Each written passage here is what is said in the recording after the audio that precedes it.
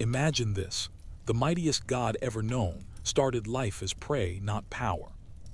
Believe it or not, Zeus was born hunted. Quick question before we begin. Drop your time and your city in the comments. I want to see where in the world this story is being heard. Now stay with me. This is the true rise of Zeus, Lord of Thunder, the one who changed everything. In the earliest age of existence, before gods, before heroes, before the rise of cities or the shaping of mountains, the world lay in a deep and endless silence. Darkness stretched across everything, formless, timeless, bound by nothing. Creation waited like a breath held in the chest of the universe. From that darkness emerged Gaia, the earth, vast and powerful.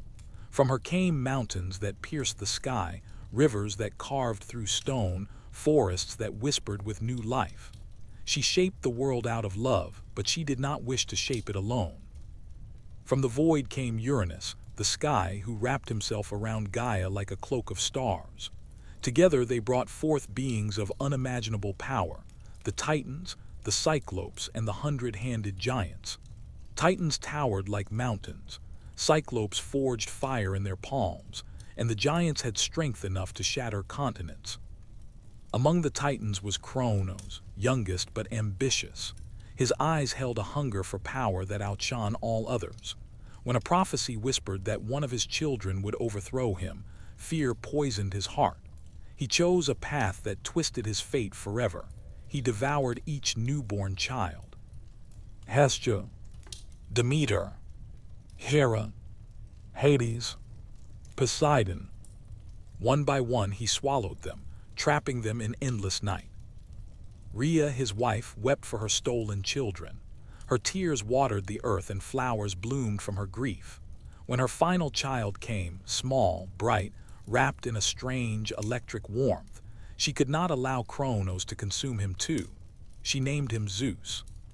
She fled to the island of Crete, hiding the infant in a cave sacred to the nymphs. Outside the cave, the warriors known as the Curetes clashed their shields and spears, creating a thunder of metal so loud that Kronos never heard Zeus cry. Inside the cave, Zeus grew quickly. Even as a child, storms gathered around him naturally. Clouds followed his moods. When he laughed, a spark danced in the air. When he was angered, wind spun through the cave, lifting small stones from the floor. The nymphs fed him honey and milk, while the goat Amalthea nourished him with divine strength. Under their care, he grew into a young god with eyes bright like lightning, and a presence that made the air tremble. As Zeus matured, he learned about his siblings, children swallowed before they ever saw the world. Something inside him burned when he heard their story, a mix of fury and purpose. He was not only the youngest Titan-born god, he was their chance. The chance to change everything. Zeus climbed to the top of Mount Ida one night as storms grew wild above him. Thunder cracked the sky open, revealing the stars in quick flashes. In those flashes, he felt destiny calling him, urging him to confront the tyrant who had tried to swallow the future. When he descended from the mountain, he was no longer a hidden child. He was a challenger. He journeyed across the land, seeking allies, listening to the whispers of the old world, following threads of prophecy. Finally, he came face to face with Kronos inside the Titan's great stone hall. Kronos recognized nothing of the god before him. Zeus appeared calm, respectful, even humble, as he offered Kronos a drink, claiming it was a gift from distant lands. But Zeus had learned from the wisdom of Gaia and the cunning of the nymphs. The drink was laced with a substance so powerful that even a Titan could not resist it.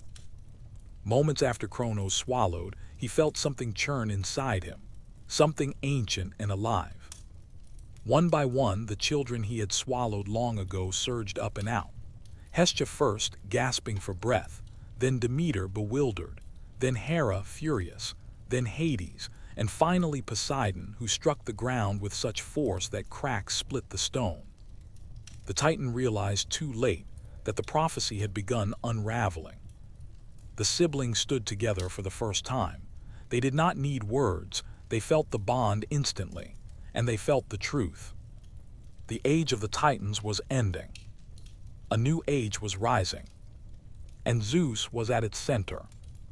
When Kronos roared with rage and summoned the other Titans to crush this rebellion, the war began. A war that lasted 10 years. A war that tore the world apart. Lightning scorched the sky. Mountains shattered. Seas swallowed islands whole. Volcanoes erupted with rivers of fire. Storm collided with stone, and sky clashed with earth. Zeus fought with the fury of storms themselves. Yet victory did not come easily. Titans were ancient, massive, and seemingly endless in strength. When the gods were close to defeat, Gaia whispered to Zeus in a dream, guiding him to free the Cyclopes and the 100-handed giants, beings capable of shifting the battle forever. Deep in the pits of the underworld, Zeus shattered the chains of the imprisoned giants. In gratitude, the Cyclopes forged a gift for him, the thunderbolt. The raw force of the sky shaped into a weapon. One throw could crack a mountain open. One strike could blind the heavens. Armed with the thunderbolt, Zeus returned to the battlefield transformed. Lightning exploded across the world. Titans fell one by one until Kronos himself stumbled, blinded by the storm. Zeus unleashed a final bolt so powerful that the sky itself glowed white. Kronos fell, defeated. The Titans were chained and cast into the deepest abyss of Tartarus. The world fell silent at last. The war was over, and a new order began. The gods stood together at the edge of the battlefield, weary but victorious. They looked out across the ravaged land, the broken mountains, the scorched earth, the ocean still rumbling with aftershocks. There, the three brothers made their pact to divide the world. Poseidon claimed the seas.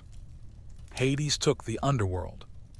And Zeus, with the sky above still crackling with storm, became ruler of the heavens, king of gods and men, lord of Mount Olympus. But Zeus soon discovered that ruling the world was far more complex than winning it. Zeus stood upon the newly restored summit of Mount Olympus, the winds circling around him like loyal guardians. Below him stretched the vast world he now ruled, forests recovering from fire, mountains rising anew, oceans calming after years of war. The world felt like a wounded creature breathing for the first time after a long, painful struggle. Zeus felt the weight of that breath settle on his shoulders. He had won a throne, yes, but a throne was not peace. A throne was a responsibility, one that reached into every corner of existence. From the top of Olympus, Zeus could hear the first prayers rising from mortals who were beginning to spread across the earth. Their voices were small, fragile, hopeful. They looked to the sky for guidance, for mercy, for protection. They saw light in the clouds and believed it was a sign. They heard thunder and thought it was a warning. The world was young, and humanity even younger, but something in their spirits reminded Zeus of the early nymphs who once sang to him, soft, brave, determined to live. Zeus wanted to protect them, not only because they were fragile, but because they were curious. They experimented with fire, explored the mountains, carved tools, and created stories. They argued and loved, built and destroyed, dreamed and feared. They were unpredictable, and that unpredictability fascinated him. But not everyone shared his respect for mortals. Some gods believed humans were nothing but toys. Some believed they were beneath attention entirely. Some believed they should be ruled with an iron fist. And some, especially the more chaotic gods, simply found entertainment in watching mortals struggle.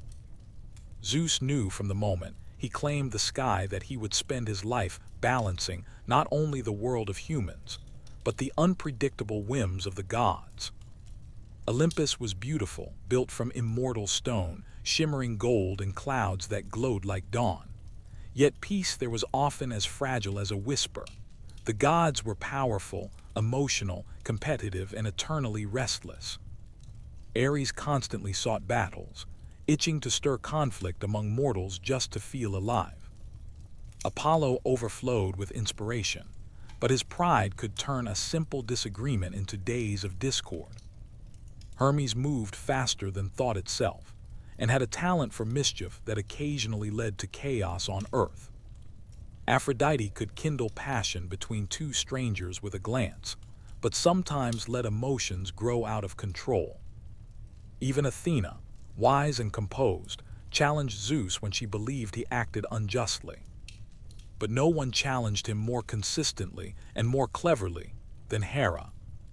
Hera was powerful, sharp-minded, and proud. Although she and Zeus had joined in marriage, their relationship was a constant balance of affection, rivalry, loyalty, and conflict. She demanded respect, not only as Zeus's wife but as a goddess in her own right. She could calm storms with a word or stir them with a glance, and she did not hesitate to confront Zeus when she believed he overstepped. There were days when their arguments echoed across Olympus like distant thunder. There were also days when they ruled together, perfect in their harmony. Mortals looked to them as symbols of order, but the truth was more complicated. Like many powerful beings, they were both partners and opposites. Zeus often found himself caught between the desires of his fellow gods and the needs of the mortal world below. Mortals prayed for rain, but Poseidon stirred the seas. Mortals prayed for victory, but Ares demanded more conflict. Mortals prayed for justice, but Hera insisted on teaching them her own strict lessons. Every choice Zeus made sent ripples across the earth. One of the most challenging lessons he learned was that power alone could not keep the world stable. He needed wisdom, patience, and, sometimes, restraint. His thunderbolts could end wars, but they could not create harmony. His storms could teach lessons, but they could not forge kindness. His authority gave him strength, but leadership required something deeper. He found himself drawn to the crackling edge between justice and mercy. When mortals broke sacred laws, those of hospitality, oaths, or respect, he would punish them.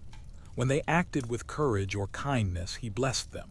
And sometimes he simply observed, letting their actions shape their futures. But Zeus did not rule through judgment alone. He protected the weak, guided lost travelers through storms, and punished tyrants who grew too bold. He was the keeper of balance, the voice of thunder, the light that split the darkest skies. Despite all this, Zeus sometimes felt a loneliness that no storm could quiet. The sky was vast, and even surrounded by gods, he often felt the solitude of leadership. No one, not even his siblings, understood the burden he carried. Some nights, he stood on the highest peak of Olympus watching lightning flicker across the horizon, feeling the echo of the ancient war in his bones. Yet the world reminded him constantly why he continued. Every time a hero rose to defend a village, every time a poet thanked the gods in song, every time a traveler looked to the stars for comfort, Zeus felt his purpose strengthen. Heroes became especially important to Zeus. They were the bridge between gods and mortals, capable of magnificent deeds but still bound by human emotion. He watched them grow, fail, fall, rise. Some carried divine gifts. Some carried curses, but all of them carried the fire of ambition. Perseus, brave and determined. Heracles, powerful and fierce. Odysseus, clever and resilient. Achilles, unstoppable yet vulnerable.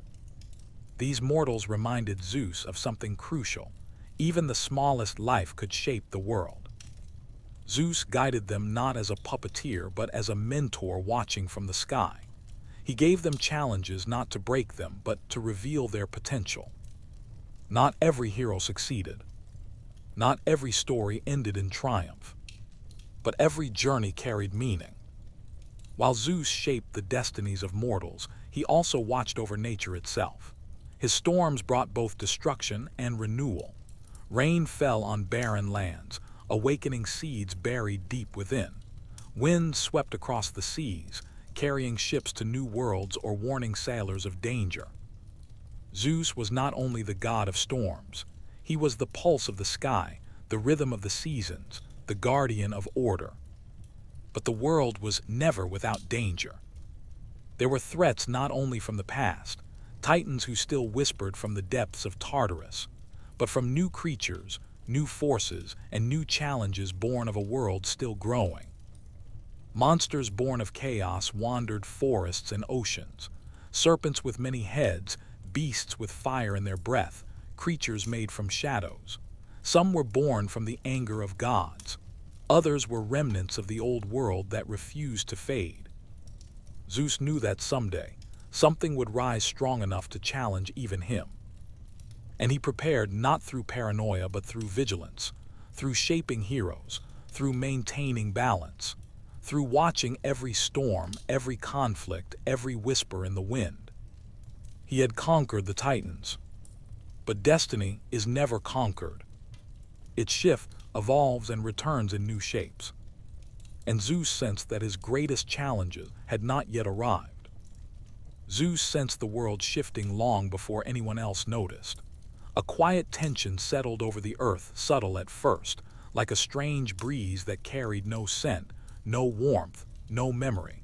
Animals behaved oddly. Trees leaned in unnatural directions. Even the constellations seemed to flicker as if whispering a warning. He knew this feeling. A disturbance not born of the Titans, not born of mortals, but something older, deeper, and waiting. The fates themselves became restless. Clotho spun her thread more slowly. Lachesis measured with hesitation. Atropos held her shears poised in the air but did not cut. They spoke no words, yet their silence echoed louder than prophecy. Zeus approached them with caution. Few gods dared to look directly upon the fates, but Zeus had always respected their truth. They were neither his servants nor his adversaries, only the keepers of what must happen. He asked them what they sensed, but they only looked at him with ageless eyes that held storms older than his own. They said nothing, yet in their silence he felt an answer. Prepare.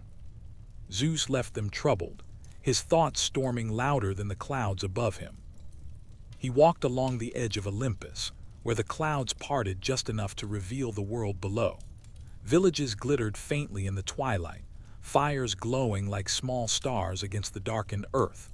Mortals laughed, argued, shared meals, dreamed of tomorrow. They had no idea danger was creeping closer, not from beasts or storms, but from the cracks between worlds. He would protect them. But first, he had to understand what was coming. Zeus sought wisdom from the oldest sources. He visited the deep sea where ancient spirits whispered through shifting currents. He journeyed to the underworld to speak with the silent shadows of history. Even Hades, usually composed and cold, noticed the shift in the air. He told Zeus that souls arrived with strange dreams clinging to them, visions of fire without flame, wind without breath, shadows without shape. Zeus listened carefully. He knew the signs.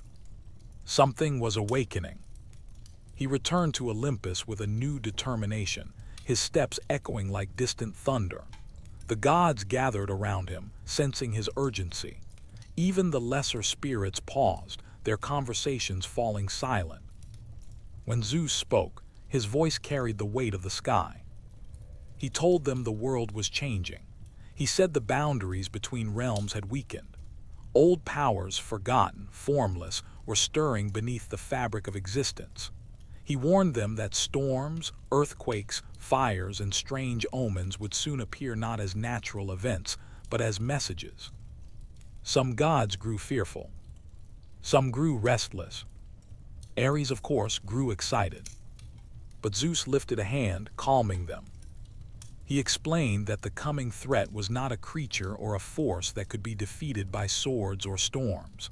It was older than conflict itself, older than the Titans, perhaps older than chaos. Something that had once existed in the darkness before shape, before time. Something that had been sleeping beneath the very foundations of reality itself. Zeus did not yet know its name, but he felt its hunger.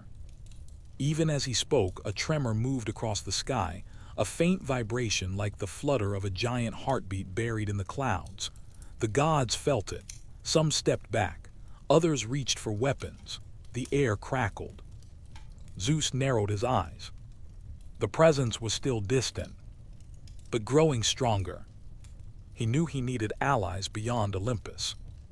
He summoned the Muses first, for their voices carried truth in ways even the gods could not deny. They sang of ancient cycles, of beginnings and endings, of worlds rising and falling. Their melody was haunting, filled with warning and hope intertwined. He then called upon the winds, Boreas, Notus, Eurus, and Zephyrus. They circled him, their forms shifting like silver smoke.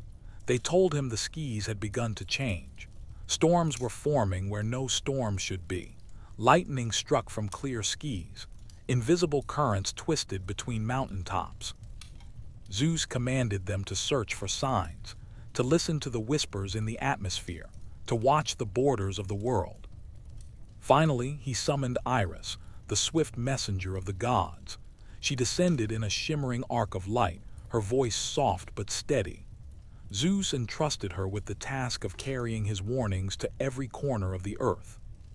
But warnings alone were not enough. Zeus turned inward into the deepest part of himself where his oldest memories lived.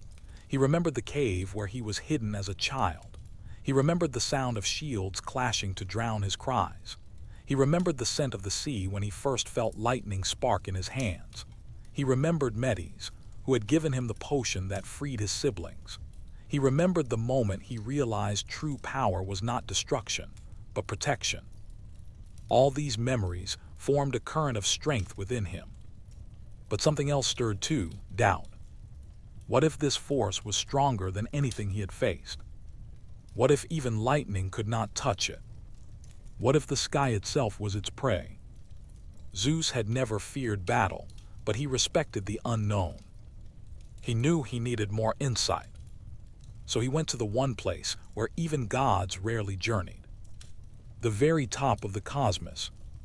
The border between the mortal realm, the divine realm, and the swirling void beyond. He ascended higher than any bird, higher than any cloud, higher than the constellations themselves. The air grew thin, then vanished. Darkness embraced him, but he created his own light, a soft glow of electricity dancing across his skin. There in the silence he listened. He heard the faint hum of the universe, the echo of creation, the distant whisper of something waking. And then, a pulse, not sound, not light, a vibration through the fabric of existence, like the heartbeat he had sensed earlier but much stronger. Zeus steadied himself. Even he felt the force press against him. And through the darkness, a single truth crystallized. Whatever was coming, it was coming for him. Zeus descended from the cosmic edge with a heaviness even the skis could feel. The clouds shifted beneath his feet as if uncertain how to hold him. Lightning flickered behind him, not as a weapon but as a troubled echo of what he had sensed beyond the stars. When he returned to Olympus, the gods fell silent. They had never seen him like this. He did not speak immediately. He walked toward the great balcony overlooking the mortal world. The wind around him whirled in tight, anxious spirals, responding to his thoughts. Hera stepped forward first, her expression fierce but searching, as if trying to read the truth from his face. He met her eyes only briefly, long enough for her to understand that the danger was beyond anything she had feared. When Zeus finally addressed the gods, his voice was calm, but beneath that calm was a depth of tension that rolled like thunder waiting to break. He told them that what he had sensed was not a monster, not a titan, not any creature born of the earth or sky. It was something older, something formless, something that did not belong to shape or story. A presence that had been sleeping in the darkness beyond time. A presence that had now turned its attention toward the world.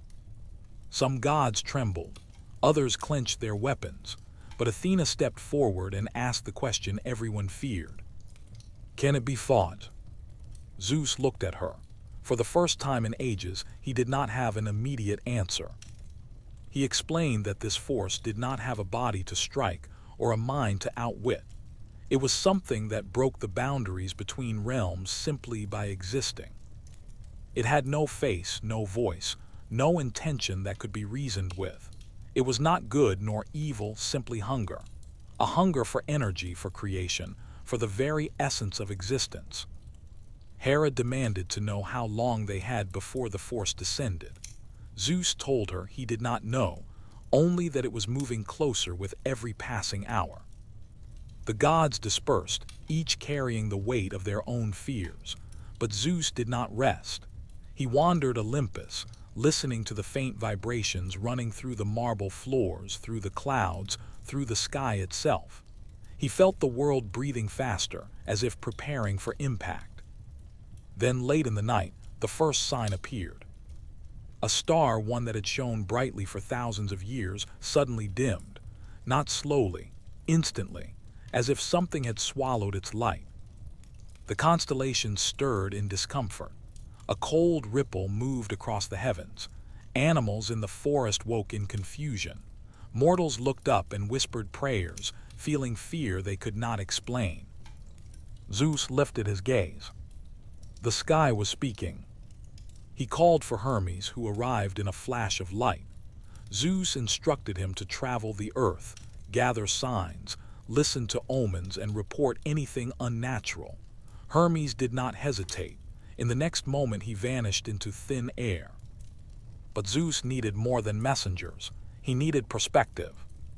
He traveled to the depths of Tartarus, where the Titans were imprisoned. The massive gates groaned open at his command, revealing a realm of endless shadows and burning winds. The Titans stirred as he approached, sensing something strange in the air. It was here, deep in the pit of forgotten power, that Zeus sought out one Titan above all, Prometheus. Prometheus, bound to a stone by adamantine chains, raised his head as Zeus approached. Though weakened, his eyes were sharp with ancient understanding.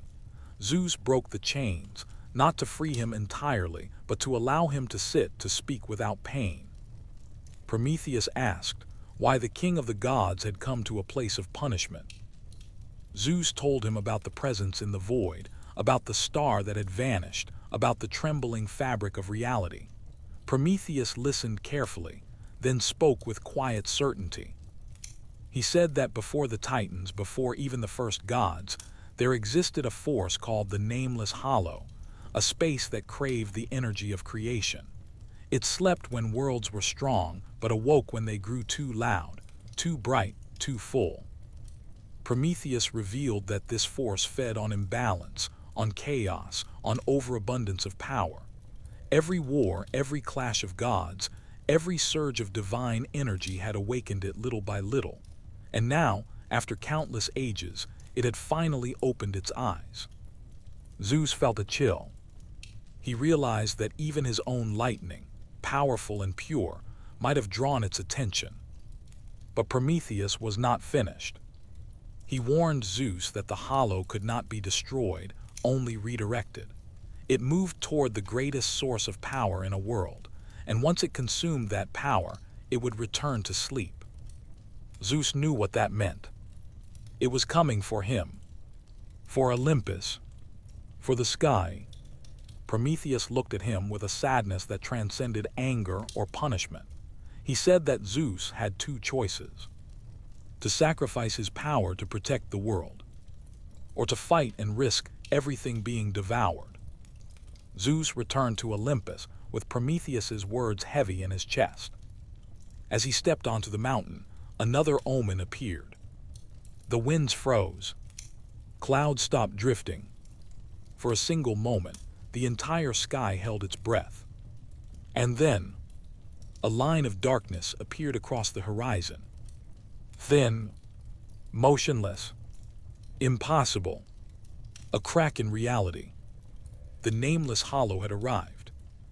Zeus lifted his hand, summoning lightning, but the lightning flickered, resisted, dimmed. The sky itself was weakening. For the first time since he was a child, a small spark of fear entered his heart. But he did not back away. The world needed him. The gods needed him. Mortals who looked up at the sky with trust in their eyes needed him. The king of the gods stood tall, every muscle in his immortal body tight with resolve. If the hollow wanted the sky, it would have to go through Zeus. And so Zeus stood as the unquestioned ruler of Olympus, but even victory brought its own shadows. Power attracts challenges, and his first great test came not from titans or giants, but from within his own divine family. Hera, now queen beside him, was brilliant and fiercely loyal, yet she could see how Zeus' authority shaped every corner of the cosmos. She loved him, but she also feared that too much power in one set of hands could tip the balance of the world. Their marriage became a mixture of passion and storms, a legendary force in itself. And despite their quarrels, Hera defended Olympus with a fire no enemy dared underestimate. But Zeus' attention did not rest in one place for long. As the sky shifts constantly, so did his gaze. He drifted often toward Earth, toward humanity, curious, fascinated by their struggles, their dreams, their stubborn courage. The other gods watched this with mixed feelings. Some admired his affection for mortals. Others worried that Zeus' unpredictable involvement might cause chaos. One day, as he surveyed the world below, Zeus sensed something unusual, an absence of fear. In a small mountain village, humans had begun whispering that the gods were distant, distracted, no longer watching. For most deities, such talk would be an insult.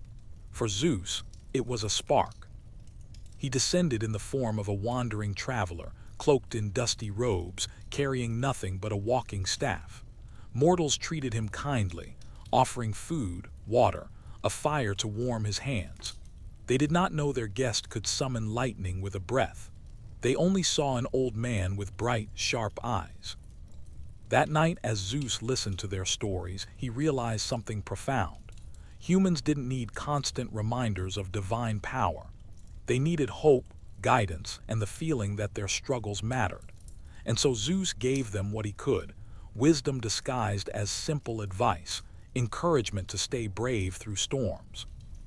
When he left the village at dawn, a quiet pride settled in him. Even the king of the gods, it seemed, could learn from mortals. But his peace would not last. Far across the world, deep beneath ancient mountains, the giants stirred. These were not titans, those had been defeated. The giants were something different, raw, chaotic, born from the spilled blood of Uranus, carrying a fury older than Olympus itself. They sensed that Zeus' attention was drifting. They sensed weakness where none existed, and so they prepared for war. When the first tremors reached Olympus, Zeus' eyes flashed silver blue. The air around him grew heavy. Thunder rolled in a clear sky.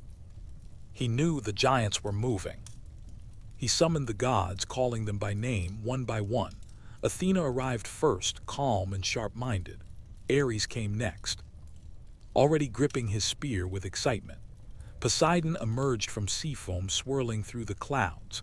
Even Apollo and Artemis paused their eternal wandering to stand beside their father. Zeus did not shout. His voice did not need volume to carry power. "The giants rise," he said, "and they believe we are unprepared." Lightning flickered along his arms, dancing between his fingers. "They are mistaken." What followed would become known as the Gigantomachy, a clash so fierce that mountains shattered, seas boiled, and the sky itself seemed to tremble. Zeus fought at the center of it all, unleashing storms that ripped holes in the clouds, hurling bolts that struck like falling stars. Yet it wasn't brute force alone that won the war. It was strategy, it was unity, and it was Zeus' unwavering refusal to let chaos claim the world he had worked so hard to shape. When the final giant fell, the earth grew quiet again. The gods stood victorious, but more importantly, they stood together. And Zeus understood that his rule was not built on fear. It was built on the strength of those who stood with him. In the calm that followed, he returned once more to the high throne of Olympus. Clouds drifted gently through the golden halls, and the stars shimmered above like diamonds scattered across dark velvet. Zeus gazed at the world below, the mountains, the seas, the flickering lights of human homes, and felt a deep, steady certainty.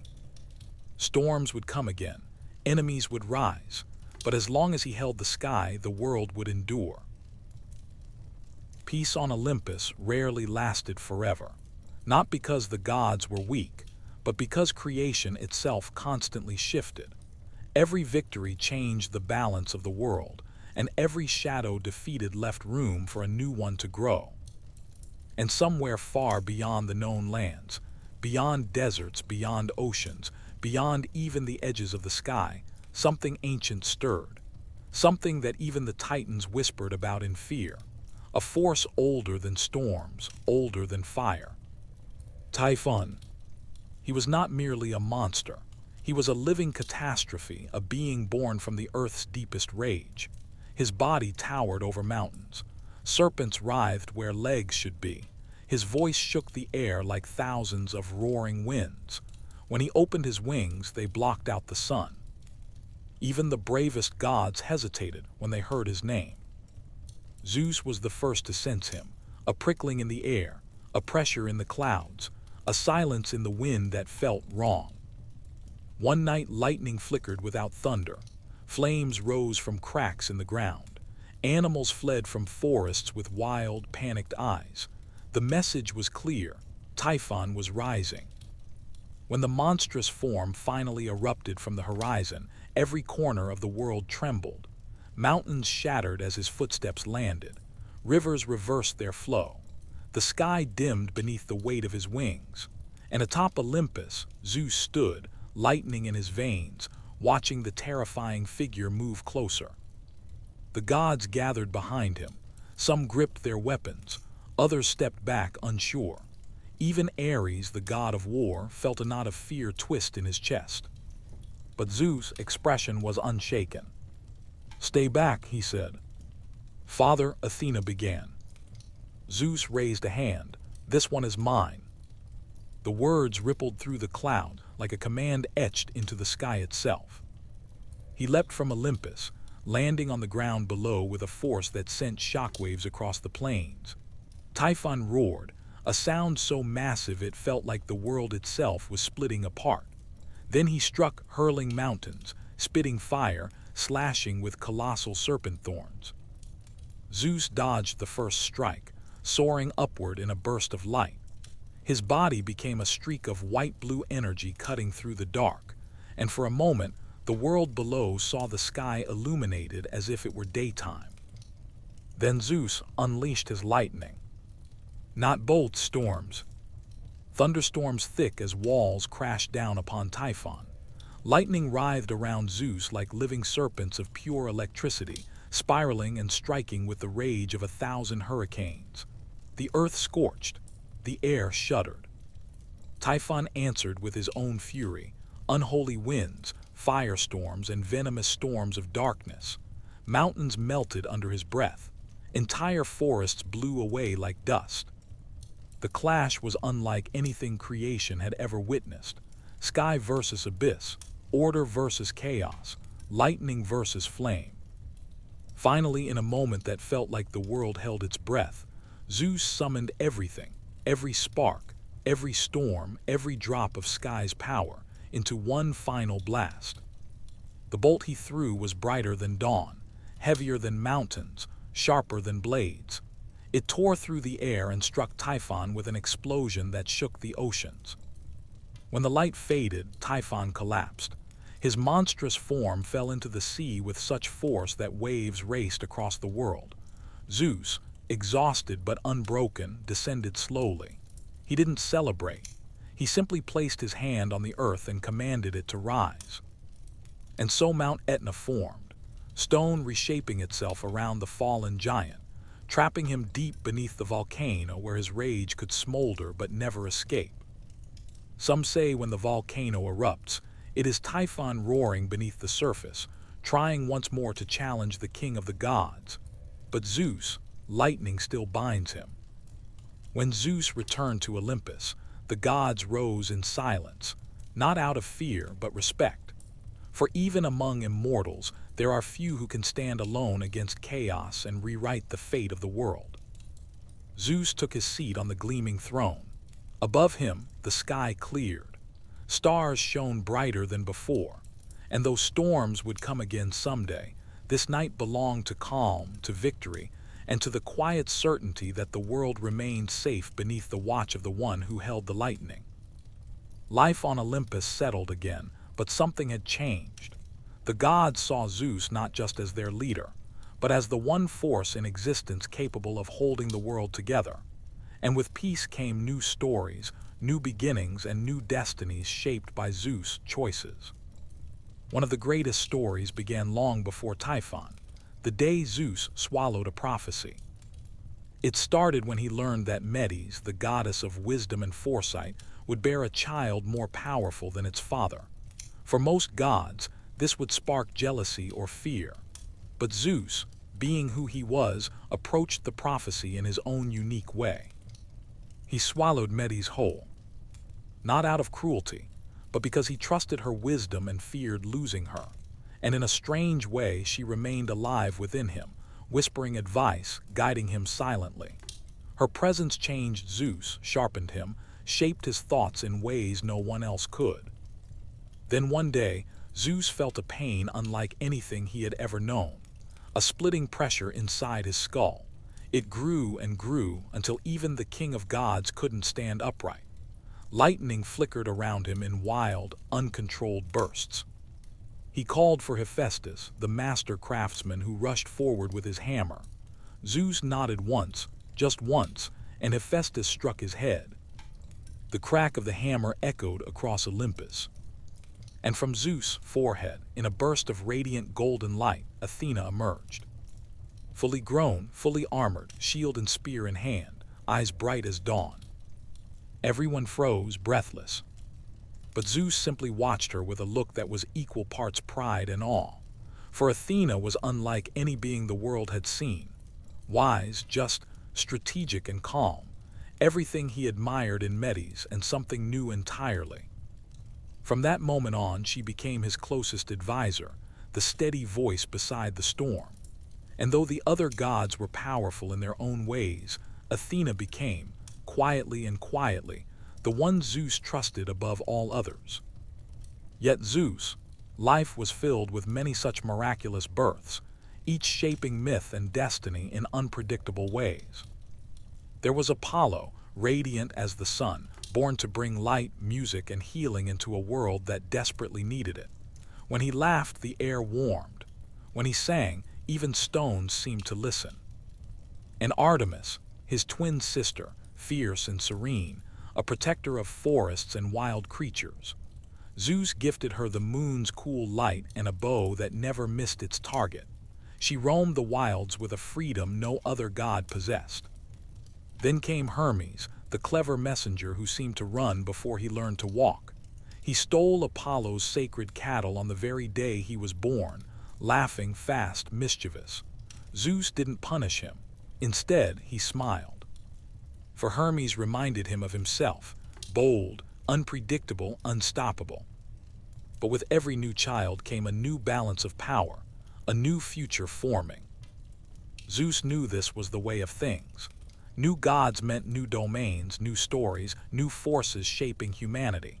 The world grew richer, more complex, more wondrous. And humans began to look to Olympus not with fear but with hope.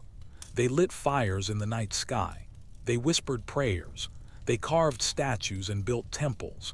They told stories about how lightning meant protection, not wrath. Zeus felt those prayers. He heard them all. He didn't always answer. Gods rarely did, but he listened. And sometimes, when storms rolled across the mountains or thunder rumbled like a distant drum, humans felt that the king of the gods was watching. Still, even with divine children and a sky full of worshippers, Zeus faced challenges closer to home. The gods did not always agree. Among them were rivalries, ambitions, secret plans. A court filled with immortals is never simple. Hera's sharp gaze, Ares' hunger for conflict, Poseidon's restless temper, even Hades' quiet intensity.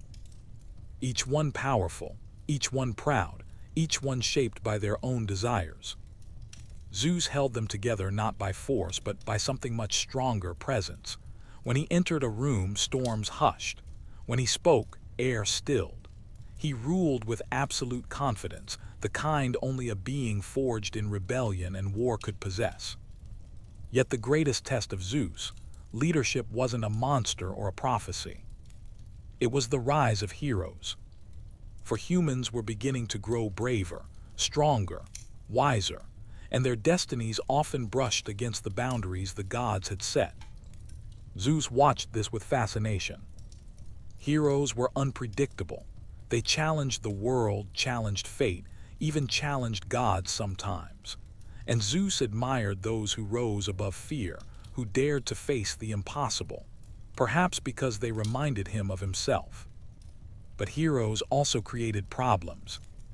Some demanded protection, others demanded justice. Some attracted the attention of gods who became jealous, furious, or dangerously curious. And whenever a mortal life spun too close to divine trouble, Zeus had to step in, not always to save them, but sometimes to stop the gods from making things worse.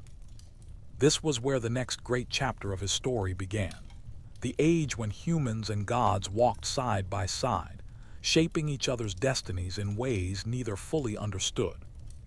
It would be an age of trials, triumphs, heartbreak, miracles, and the kind of legendary stories the world would never forget.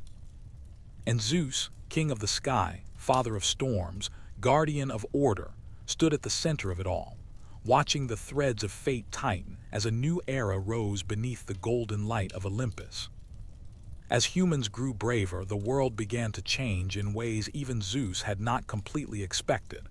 Mortal kingdoms expanded, villages turned into cities, and people started seeking more from life than simple survival.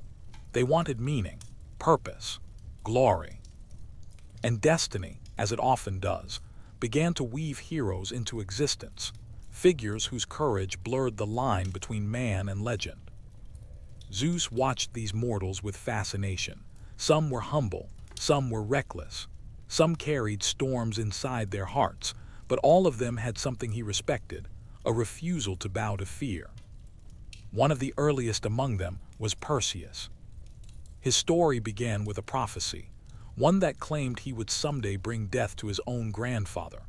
Fearing this, the king locked his daughter Danae away in a bronze chamber where no man could reach her. But Zeus, often moved by fate's mysteries, visited her in a form unlike any other, a cascade of golden light. From that light, Perseus was born. Zeus always watched over the boy, though often from afar. He admired his determination, his honesty, the quiet strength behind his eyes. And when Perseus later set out to battle the Gorgon Medusa, a creature whose gaze turned living flesh into stone, Zeus knew this was the moment the world would see what mortal courage truly looked like. So he sent Hermes to guide the young hero's steps, and Athena to offer wisdom. But he never interfered directly. Heroes needed to earn their victories on their own, or they were no heroes at all. When Perseus returned triumphant, carrying Medusa's head in a sack of divine leather, Zeus felt a rare swell of pride. A mortal had faced a nightmare that even gods approached with caution, and he had won. But Perseus was only the beginning. Soon came Heracles, strong, fiery, flawed, and utterly unstoppable. The son of Zeus and the mortal Alcmene, he entered the world under a stormy sky, his first cry sounding like thunder. Hera, ever sharp in her rivalries, despised the child from the moment she learned of him. She sent serpents to his cradle when he was barely old enough to sit, but the infant simply reached out, grabbed them by the throat, and crushed them both. Zeus did not interfere. He simply watched with a mixture of amusement and awe. As Heracles grew, his strength grew with him, unmatched, terrifying, raw. But strength alone could not shield a man from fate, and Hera's ire would haunt him for years. Madness struck him, sorrow followed, and he sought redemption through 12 impossible labors. Zeus did not gift him those tasks. Mortals, and sometimes gods, created their own hardships. But Zeus quietly ensured that each challenge forged Heracles into something greater. A lion could not defeat him. A hydra could not trap him. The world threw its darkest terrors at Heracles, and still he rose. Some whispered he was born to become a god. Zeus said nothing, but deep in his heart he knew the whispers were true. Yet not all heroes were born of divine blood. Some earned their legacy through pure courage, like Theseus, who ventured into the twisting labyrinth to face the monstrous Minotaur, or Atalanta, swift as the wind, a huntress whose skill challenged even the pride of Artemis, or Orpheus, whose music was so beautiful it softened the hearts of gods and shadows alike. To Zeus, heroes were the living proof that humans could rise far beyond their mortal limitations. They were the sparks of possibility scattered across the world. But heroes also brought chaos. Every triumph created envy. Every quest stirred danger. Every victory changed the balance between mortals and gods. And some gods did not like being reminded that mortals, too, could shape fate. There were arguments on Olympus, sharp words, old grudges flaring. Hera blamed Zeus for his involvement. Ares complained that mortals interfered with wars meant for gods. Poseidon grumbled that humans built ships too boldly over his oceans. Yet Zeus only listened calmly. "Let mortals rise," he said, "for when they strive toward greatness, the world grows stronger."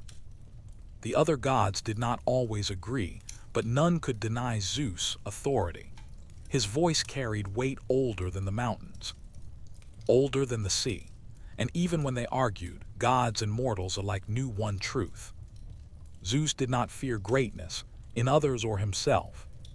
Still, the more mortals strived upward, the more fragile the balance became. The gods watched with curiosity and caution. Heroes pushed boundaries. Humans questioned destinies once thought unchangeable, and the threads of fate trembled as if sensing a shift approaching. Zeus felt it too. He understood that the age of heroes was not just a collection of stories, it was a turning point, a bridge between divine power and human potential, and bridges often led to places unknown. Standing atop Olympus one evening, he gazed out at the world below. Fires flickered in distant villages. Ships moved across the twilight sea. Young warriors trained in the fading light. Poets sang songs to the rising moon. He felt the pulse of humanity, vibrant, determined, growing stronger every day. The sky rumbled softly, like a whisper of thunder. The world was changing again. And Zeus, king of gods, guardian of the sky, did what he always did in times of great shifting. He prepared. As the world changed, so too did the challenges that stirred beneath its surface. For every hero who rose, a shadow rose with them. And Zeus, ever watchful, felt the first tremors long before anyone else realized something was wrong. It began with dreams. Mortals across Greece woke in the middle of the night, trembling, sweating, unable to remember what had frightened them. Farmers reported seeing strange silhouettes at the edges of their fields. Sailors swore that the horizon seemed darker than before, as if something vast and unseen waited beneath the waves. The gods felt it too. Even Apollo's oracles, usually calm, serene, certain, began speaking in riddles unclear even to themselves. "Something stirs," Apollo murmured, troubled. "Something ancient." Zeus said nothing at first, but deep inside he already knew the shape of the danger. Not a monster, not a titan, not a god, but a memory. For memories, when ignored, have a way of growing teeth. He remembered the silent darkness before creation, the heavy weight of chaos, the cold stillness that existed before earth and sky emerged, a place without time, without light, without breath. Something from that era was waking. And it wasn't alone. One evening, Zeus summoned the Olympians to the great marble hall. Torches burned bright, but the gods sensed an unease in the air, like the moment before a storm breaks.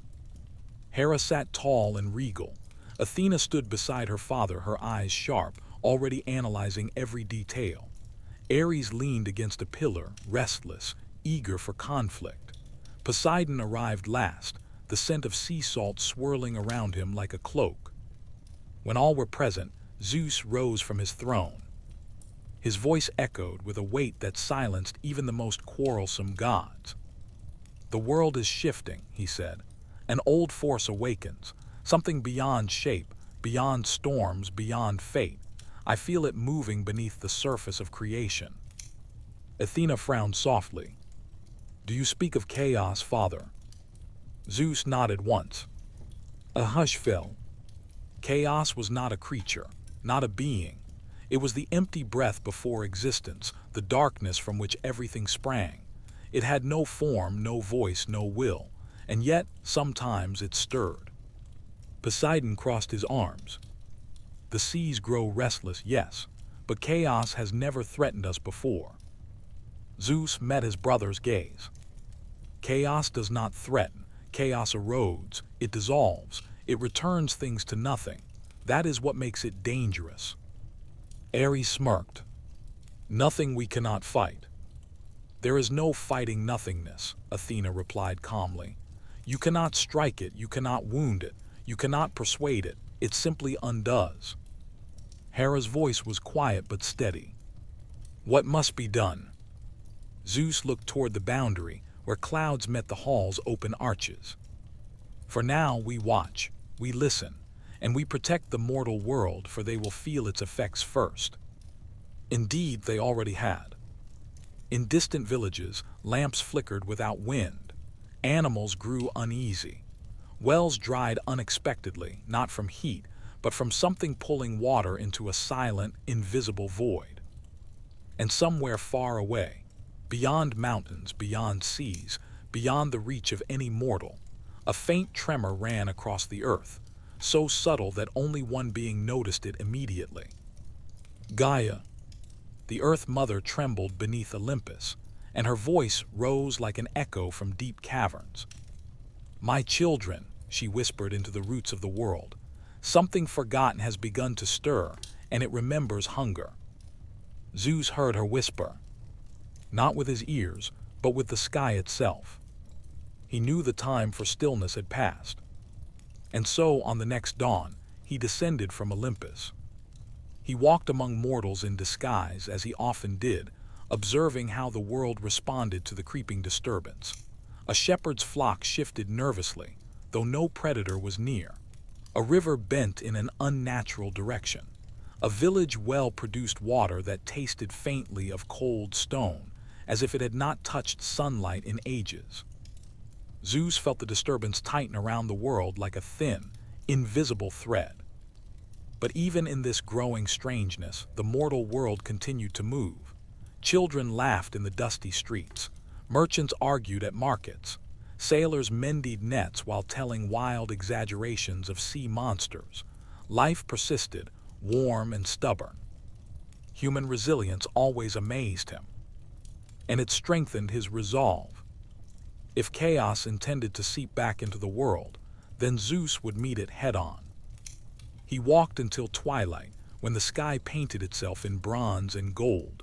As the sun sank behind distant hills, he paused on a ridge overlooking a small valley. Down below, fireflies flickered like wandering stars. The scene was peaceful. Too peaceful. A sudden cold whisper brushed across his cheek. Not wind. Something older. The air shimmered faintly, and a thin crack, almost invisible, opened briefly in the space before him. No light shone inside, only darkness deeper than shadows. Then it vanished. Zeus narrowed his eyes. It was worse than he thought. This was not chaos awakening naturally. Something or someone was trying to open the way for it. The king of the gods straightened, storm clouds gathering quietly above him. He would not allow the world to return to emptiness. Not while he walked the sky. Not while mortals still dreamed.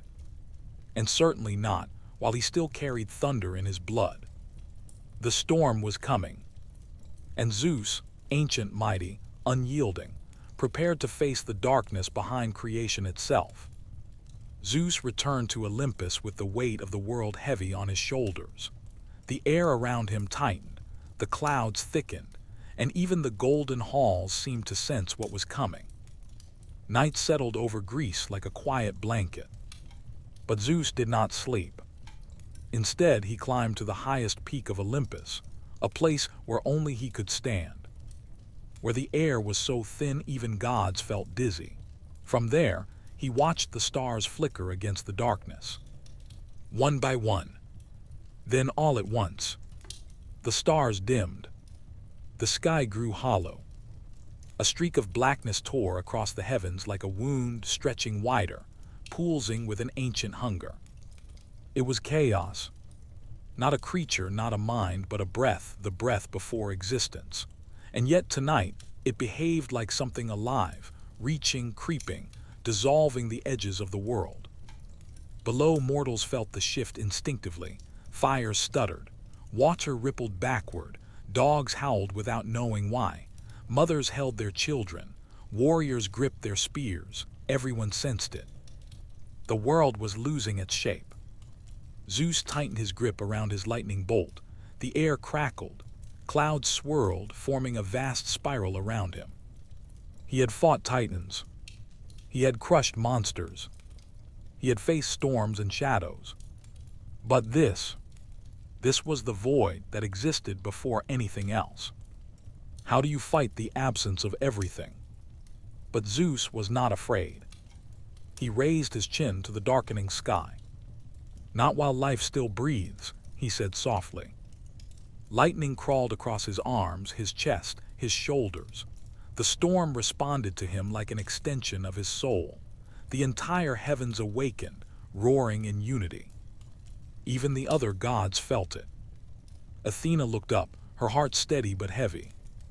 Hera whispered a prayer she'd never admit aloud. Poseidon gripped his trident so tightly the sea trembled. Apollo's sun dimmed, waiting. They all knew Zeus was the only one who could stand between existence and nothingness. He lifted his lightning bolt, not just a weapon, but the spark that symbolized creation, order, memory, and hope. Chaos stretched closer. Zeus inhaled deeply. For a brief moment, he thought of the world below, the shepherds, the sailors, the children chasing fireflies. He thought of the heroes who dared to dream beyond their limits. He thought of every mortal who had ever looked up at the sky for comfort. Then he hurled the lightning. It was not just a strike. It was a sunrise exploding into the darkness. The bolt split the sky, ripping through the void with a sound that shook the bones of the earth. The crack of thunder rolled across mountains, seas, forests, deserts, across every corner of creation. Chaos recoiled. It had no voice, but if it did, it would have screamed. The lightning grew brighter, brighter, brighter, until even the gods shielded their eyes. The bolt burned like a star being born. For a heartbeat, the heavens glowed white. And then, silence. The darkness shuddered. Cracks of golden light spread across the void like veins of fire. The wound in the sky sealed slowly, drawn shut by the force of Zeus's will. The stars brightened one by one, as if sighing back into existence. Chaos retreated. The world stabilized. Light returned. Zeus remained standing, exhausted, trembling but victorious. A soft breeze brushed past him, warm and familiar, as if the world itself were thanking him. Slowly, the storm around him calmed. Below, mortals saw the sky clear. Children pointed at the stars. Old men whispered blessings. Women lit candles in gratitude. They did not know exactly what had happened, but they felt protected. Zeus lowered his head, breathing deeply. Athena appeared beside him in a shimmer of silver. "You have saved us all," she said quietly. Zeus shook his head. "No, the world saved itself. I only reminded the sky why it must remain." He looked out over the land, the mountains, the seas, the shimmering villages. Life pulsed strongly below, stubborn and beautiful. The king of the gods smiled. "The storm passes," he said, "and life continues." Athena followed his gaze. "It always will, Father." Together, they watched the night sky settle back into its familiar rhythm, stars twinkling like distant memories, the moon rising slow and gentle, the world breathing again.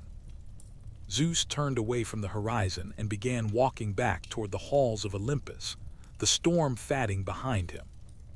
He was still the ruler of the heavens, still the protector of mortals, still the keeper of thunder. But tonight something had changed. Not in him, not in the gods, but in the bond between sky and earth, strengthened, renewed, unbreakable. And as Zeus disappeared into the clouds, the heavens whispered softly, "The storm has a heart, and it watches over us all." That's the tale of Zeus, born in danger, risen in power. And as you sit there in your own quiet place, know this: every great story begins in the dark before the dawn. Thank you for listening.